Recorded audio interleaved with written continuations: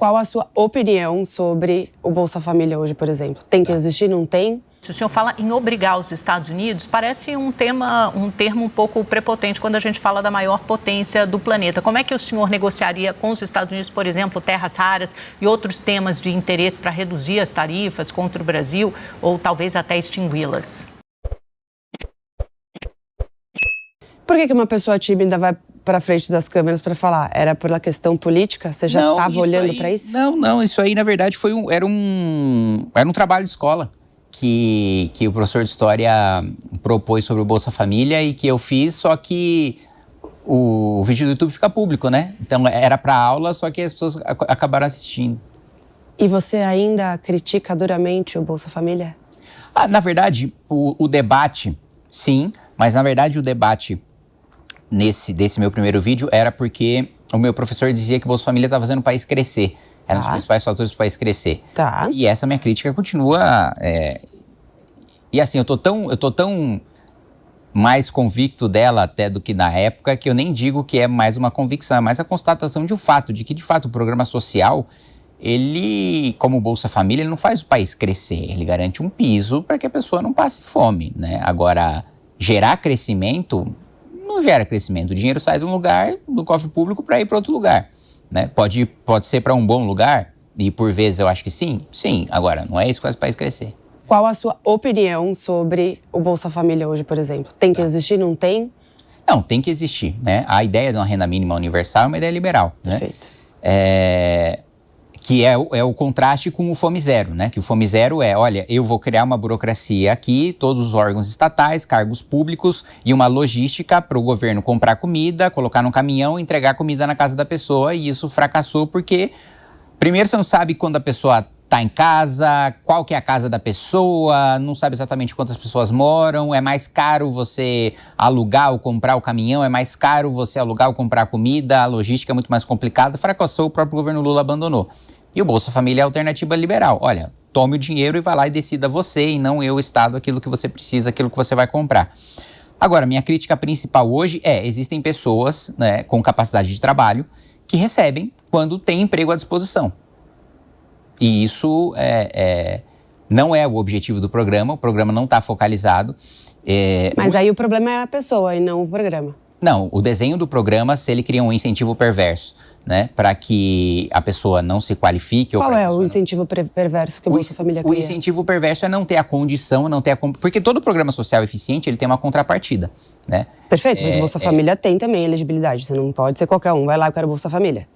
Muito pequenas frente a contrapartidas de programas que deram certo ao redor do mundo. Então, eu adicionaria várias coisas, mas a minha crítica principal aqui é justamente da pessoa. Se ela tem a capacidade de trabalho, se ela está saudável, né, e ela não busca um emprego, ou ela não aceita um emprego, isso é uma deficiência estrutural no programa. Porque o programa deveria ter uma busca ativa, né, de ir atrás da família da pessoa, dentre outras coisas, para saber se ela tem capacidade de trabalho para colocar essa pessoa no emprego. E dizer, olha, se você disser não para o emprego, você não está precisando mais de assistência. Você tá precisando. Mas é viável? Trabalhar. Isso é viável? Claro, não tenho a menor dúvida disso. Os programas mais bem-sucedidos fazem isso, da questão da busca ativa. E não só para isso. Eu coloquei essa questão do emprego como um dos elementos, mas outro elemento é saber se tem violência doméstica, se tem uso de drogas, se precisa de internação compulsória, se precisa de um centro-dia para um idoso, se o aluno tá indo para a sala de aula, enfim, se ele está apanhando em casa.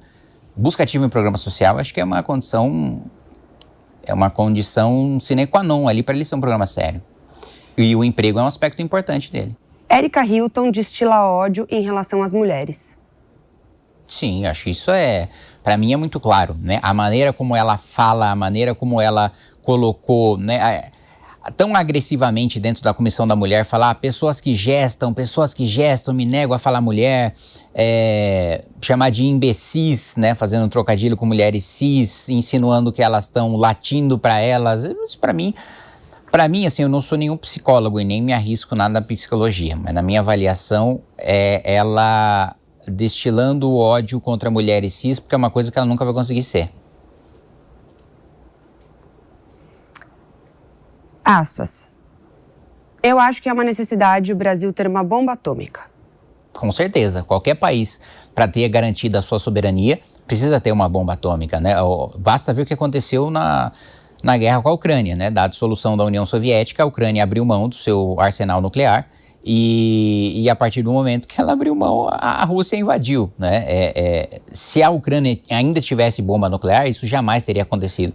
Da mesma maneira como um país que é irrelevante para a diplomacia e para a economia global, que é a Coreia do Norte, só sobrevive porque tem bomba atômica, que é a Coreia do Norte.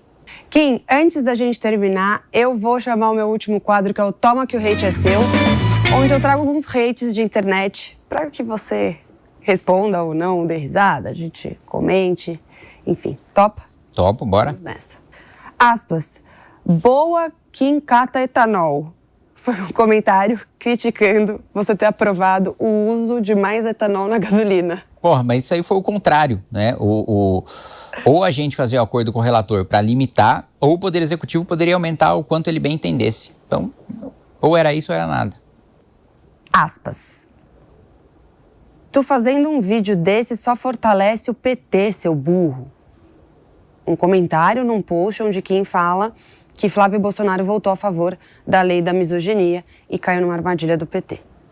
Porra, falar a verdade fortalece o PT, complicado, né? Mas esse aí é bolsonarista cego, não há salvação para ele. Candidato, gostaria de começar lhe perguntando justamente sobre esse tarifaço, que é o assunto do momento, e há uma narrativa, uma disputa política sobre de quem é a responsabilidade. O senhor já se manifestou nas redes sociais, mas eu gostaria de debater esse assunto de forma mais detida com o senhor. Portanto, como é que o senhor entende esse tarifaço anunciado pelos Estados Unidos na noite de quarta-feira, de quem é a responsabilidade e qual é o caminho para negociar isso e que cause menos prejuízo à economia brasileira? Vamos lá, muito obrigado aqui pelo convite, estou muito feliz de estar presente. E essa é uma discussão central para o Brasil, porque o Brasil, do ponto de vista geopolítico, ele está numa encruzilhada. Para quem está nos ouvindo, nos assistindo aqui, a gente precisa entender, o Donald Trump avisou, antes mesmo de chegar ao poder, que faria isso. Isso faz parte de uma nova estratégia de posicionamento dos Estados Unidos perante o mundo. Ele quer reposicionar, inclusive, os parceiros dele e está vendo onde há uma certa desproporção nas relações, ele vai mexer. Ele está fazendo isso com o Brasil por dois motivos. Um, eles avaliam que há uma desproporção na relação entre os dois países, sim, do ponto de vista de tarifa, mas eles também enxergam a oportunidade de tirar o Brasil da zona de influência da China. Dado que o governo Lula é um governo muito vassalo, submisso ao bloco político da China, da Rússia, e a política externa brasileira foi sobre isso, ele pôde deslocar o Lula para ter que sentar e negociar com ele. O que o Lula percebeu? E eis minha crítica aqui aos dois blocos políticos que eu concorro nessas eleições.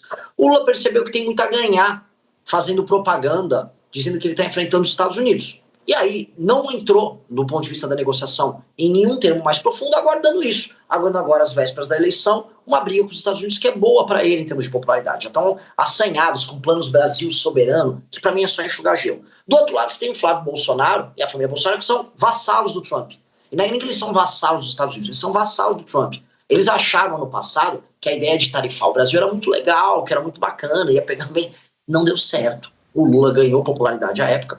E agora o Flávio foi tentar fazer mais uma pataquada lá nos Estados Unidos, também não se deu bem. Então é uma situação ridícula de falta de liderança. O Brasil não consegue nem sequer ter uma estratégia aposta, porque está todo mundo pensando apenas na agenda eleitoral.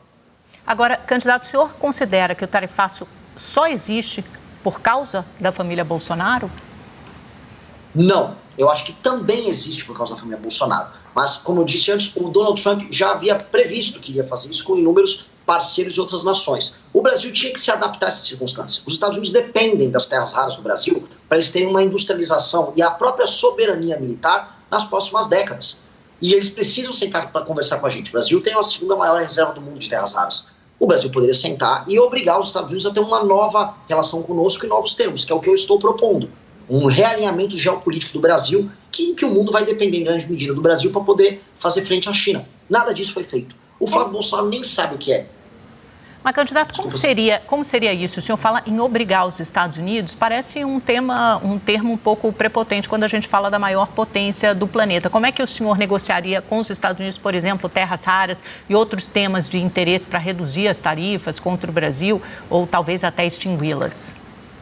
Eu tenho contato com, não só com membros da Casa Branca, com membros da atual administração americana. Quando eu falo obrigar, eles são obrigados a fazer isso simplesmente porque um F-35, que é o principal caça americano, vai meia tonelada de terra rara. E essa terra rara que vai no principal avião a jato de guerra dos Estados Unidos é toda extraída e processada na China. Então, eles vão precisar construir uma indústria paralela, estão desesperados investindo nisso, e o caminho natural é sentar com o Brasil. O que eu quero falar é, o Brasil tem que utilizar essa posição privilegiada que ele tem para realinhar a relação com os Estados Unidos. Transferência de tecnologia, nós fazemos nossas reformas de competitividade, atrair empresas americanas, fazer o processamento e a produção de componentes, ímãs, elementos luminotécnicos que também são produzidos através das terras raras aqui dentro, reindustrializar o Brasil em parceria com os Estados Unidos, porque a China hoje é nosso maior parceiro, mas essa parceria vem com preço. Nós estamos nos desindustrializando muito. A gente está primarizando a nossa economia. Uma relação boa com a Europa e os Estados Unidos mudaria isso. Aí o senhor ofereceria algum tipo de exclusividade ou preferência para os Estados Unidos processarem terras raras aqui no Brasil, em troca dessa transferência de tecnologia? O senhor acha que eles seriam um parceiro preferencial nessa área de terras raras, por exemplo? Depende do que eles oferecerem para a gente. Eu sei que a União Europeia também quer trabalhar conosco, o Japão quer ter uma nova industrialização baseada nisso, Taiwan, que já trabalha com semicondutores, precisa. Então vamos sentar todo mundo numa mesa e vamos falar, olha, o Brasil está aqui aberto a fazer troca de tecnologia e processar as terras raras aqui e trabalhar em parceria com as grandes nações aqui, gerando emprego aqui e subindo a escala global de produção nossa. Essa é a nossa parceria. Se os Estados Unidos estiverem afim, e eles têm necessidade de construir isso, podem ser um parceiro preferencial, como a União Europeia também pode ser. Oi, candidato, obrigada por aceitar o convite do SBT News. Eu tenho uma pergunta para você, deputado, candidato, com relação ao Bolsa Família. Você é um crítico assíduo do Bolsa Família nas suas redes sociais, eu acompanho de perto várias publicações que o senhor faz por lá. E eu tenho uma dúvida específica quanto a isso. Eu queria saber se você é contra qualquer tipo de assistencialismo por parte do poder público ou se você tem uma ideia alternativa. Não, eu não sou contra todo tipo de assistencialismo e eu defendo que o Bolsa Família, para pessoas que vivem em cidades que não têm atividade econômica, ou especialmente mães de família que não têm como prover sustento, especialmente mães solteiras, elas tenham acesso ao Bolsa Família. O que eu não consigo aceitar é um misto que está acontecendo em muitas cidades brasileiras, especialmente entre homens, de fazer um bico, não ter um emprego formal e receber o Bolsa Família. E aí isso custar não só para o erário, mas para outras pessoas que no Brasil estão trabalhando com uma carga tributária gigantesca, não estão conseguindo consumir, não estão conseguindo melhorar essa qualidade de vida, porque elas pagam por isso. Assim como pagam pelos altos custos do governo federal, pelas despesas estúpidas que são contraídas pelo atual governo. Então, sim, temos que ter políticas sociais, sim, existem políticas assistenciais que são necessárias, mas não, nós não podemos ser um país do assistencialismo. A diferença do remédio para o veneno é a dose. Hoje o Bolsa Família no Nordeste está presente em 40% dos municípios. Eu acho que isso já virou veneno, isso não é mais remédio. Agora, candidato, como fazer essa distinção, né? Porque as famílias que têm direito a esse programa assistencial, ao Bolsa Família, fazem parte do CadÚnico, aí tem aquele salário per capita familiar que define. Como é que o senhor separaria homens que recebem Bolsa Família e supostamente não aceitam outro emprego, carteira assinado para se manter com Bolsa Família, e mulheres? Como é que o senhor vai fazer essa distinção de quem pode ou não receber a assistência? Homens e mulheres solteiros abaixo dos seus 35 anos, essas pessoas, quando forem no CRAS retirar o seu cartão do Bolsa Família, ela será oferecida de maneira muito simpática por parte do governo federal um formulário para participarem das frentes de trabalho que a gente vai organizar, que serão as frentes cidadãs. Não é nenhuma novidade isso já foi proposto e feito pelos Estados Unidos da América durante a crise de 29, o Roosevelt tocou isso, empregou mais de 3 milhões de pessoas. Nós vamos fazer isso nos interiores do Brasil para não apenas gerar atividade econômica, mas investir em infraestrutura básica, estrada e rodagem, energia elétrica, manutenção predial urbana, coisas necessárias para o funcionamento dessas cidades que hoje estão absolutamente paradas. Isso é feito em parceria pelo governo federal com os governos municipais. Candidato, o senhor fala muito na falta de estatura moral de Lula e Flávio Bolsonaro para governarem o país. O senhor, por outro lado, nunca ocupou um cargo eletivo, é um ativista, um dirigente partidário, fundou Missão, fundou o MBL, tem tido uma trajetória política nos últimos anos, mas principalmente como ativista. Não sei se o senhor tem uma experiência administrativa, por exemplo, para administrar um país. Eu queria saber o que o qualifica para ocupar a posição que o senhor pleiteia, ao qual o senhor vai se candidatar da presidência da República. Eu sou honesto e eu sou mais inteligente e eu sou um líder melhor. Um presidente da República é, acima de tudo, um líder. Ele tem que liderar as forças políticas do Brasil, ter um ideal de Brasil, um ponto de, olha, eu quero chegar no ponto A, ao ponto B, e conduzir com força e com resiliência moral o país a isso. Por isso que você não precisa de uma experiência administrativa específica como prefeito ou governador. Veja, Jânio Quadros foi prefeito, governador, concorreu a presidente e tomou, na verdade ele abdicou, né, caiu. Collor foi governador de Alagoas e caiu. Dilma tinha uma experiência burocrática enorme e caiu. Isso não quer dizer nada, foram maus presidentes. Assim como nós temos experiências em outros lugares do mundo de figuras que saíram direto, por exemplo, da iniciativa privada e assumiram posições de governo, estão fazendo gestões ambiciosas e importantes. O caso do Milley é um que a gente pode trazer. O próprio presidente americano, por mais que eu tenha críticas a ele está no segundo mandato dele e ele nunca teve um mandato anterior. A questão toda é ser líder. Eu sou líder de um bloco político que se negou a ser bolsonarista, que se negou a ser petista, que combateu a corrupção ao longo dos últimos anos. Eu lidero esse bloco, eu sou reconhecido como líder desse bloco, sou reconhecido como principal liderança disso. Isso mais do que me qualifica a ser uma liderança que seja presidente da República. Porque o líder aponta o caminho, e ele aponta o caminho e se cerca das pessoas certas. É o que eu faço há 12 anos. Se você gostou desse conteúdo, então não esquece de deixar o like e se inscrever no canal para continuar recebendo nossos vídeos. Obrigado.